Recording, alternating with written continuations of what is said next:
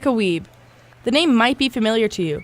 She won a gold medal for Canada at the 2016 Olympic Games in Rio. She's just the third Canadian woman to ever medal at the Olympics in wrestling. Getting to the Olympics wasn't always easy for Wiebe, though, but competing in Canada West helped her achieve her dreams. For 4 years, I actually didn't make the Canada West team my first year here in Calgary, and preparing and having a lot of competitions, it really got me energized and got me ready to compete at any level, at any time. And so being a varsity athlete, it gave me confidence stepping out on the mat and being able to compete. Wiebe competed for the University of Calgary, and as a student athlete, she learned a lot about more than just wrestling. Being a student athlete, it requires that dedication, that commitment, the prioritization of time. I had to work part-time because there's no big scholarships in wrestling, but I loved every minute of it. The community that you get, the support that you get, there's nothing else like it.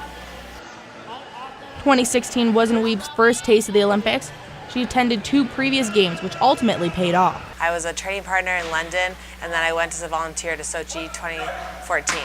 And so those experiences, the amazing experience of the Olympic Games, it was a little bit more muted. Like, I knew what to expect. I knew it was going to be crazy. I knew there was going to be lots of media. I knew there was going to be lots of walking.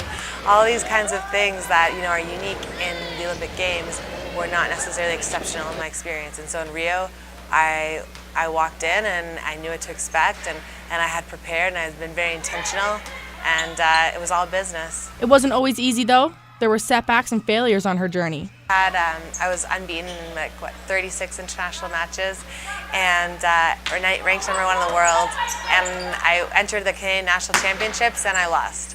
And that happens, and in wrestling, you make one mistake and it cost me, the Pan Am Games spot, the World Championship spot, and my first opportunity to qualify for the Olympic Games. But it was honestly the best thing that could have ever happened to me.